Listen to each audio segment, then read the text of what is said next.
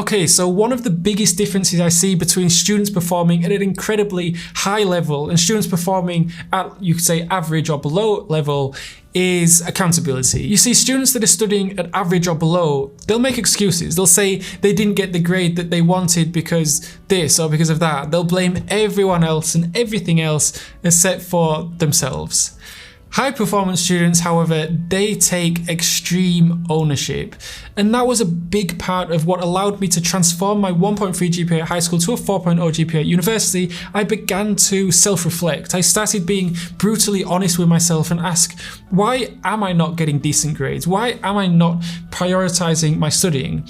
And it's really easy to blame the teachers or blame the education system or blame your parents or blame your friends or your financial situation. It's really easy to blame other people, but it doesn't fix the problem. If you continue blaming everyone else but yourself, then the problem is never going to go away. You're only able to fix it when you take responsibility and start to make yourself accountable for your own problems. So for 14 years of my education, I was sitting on pretty average grades for the whole time, but I never really took responsibility. I didn't take action in order to improve those grades. I didn't take ownership of myself. If I did particularly bad in an exam, I didn't self-reflect and think back on how I could have done better or try to improve in any way.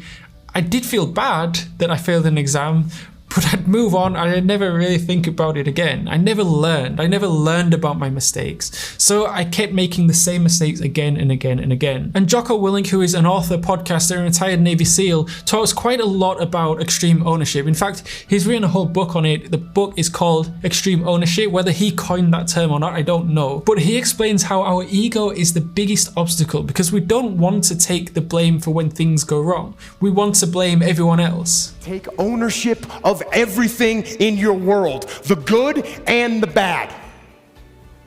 Take ownership of your mistakes, take ownership of your shortfalls, take ownership of your problems, and then take ownership of the solutions that will get those problems solved. It's such an important message. It's such an empowering message because if there's something going on in your life, maybe you're not financially where you want to be, or maybe you're not as healthy or as fit as you would like to be, taking extreme ownership really does give you the power and it lets you take back control so you can then take massive action in fixing those problems. Jocko Willink also has another book called Discipline Equals Freedom, and this concept is something that I've been thinking about quite a lot recently. This idea that the more disciplined you are, the more self-discipline you have, the more freedom you have.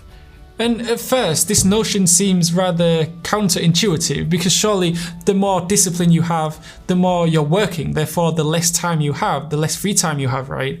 Therefore, the less freedom you have. But I'll try and explain it the best that I can.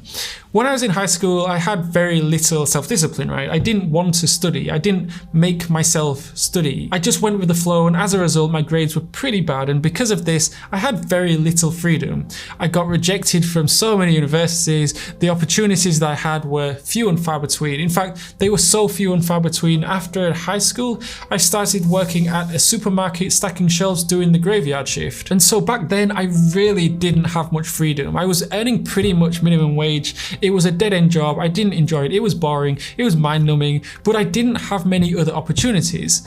Fast forward to university, I had a lot of self-discipline because I was so disciplined with my studying. I needed to study 8 hours a day. Then the rest of the day, I could do whatever I wanted. I started a YouTube channel. I went to the gym. I went out with friends. I traveled to 5 different countries. I graduated with decent grades, and I had so many opportunities presented to me.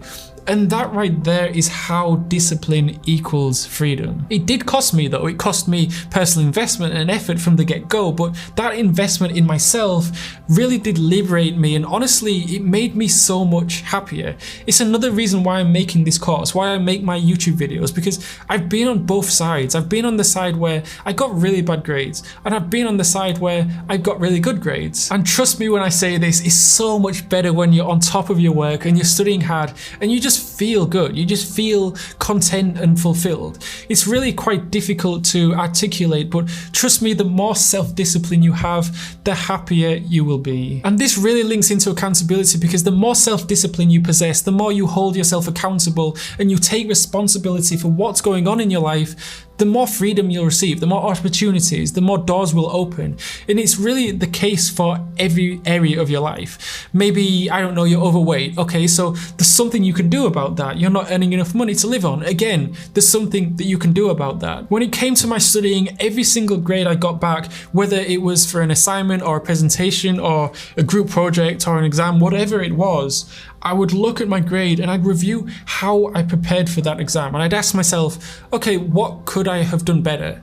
And that's how I pushed myself. I always wanted to do better and learn from my mistakes because I realized that almost everything in my life is a direct or indirect result of my own actions and my own decisions. Even with group projects, throughout my second and third year at university, we did quite a few group projects. Usually there'd be 4 of us in a group, and if we received a group project back and we got a pretty bad grade, then I'd take responsibility for that. It's really easy to blame other group members, but that's not going to fix anything. When you start taking responsibility and then take actionable steps to improve, that's when your grades will start to improve too. So the next time you find yourself blaming someone else for your grades, or anything else for that matter, or you find yourself complaining about something, or you find yourself not really happy with something in your life, ask yourself, what can you do about it? I mean, really, what can you do about it? And be completely honest with yourself. If you can do something about it, then do it. That's what extreme ownership is about. It's about taking complete responsibility for everything that happens in your life.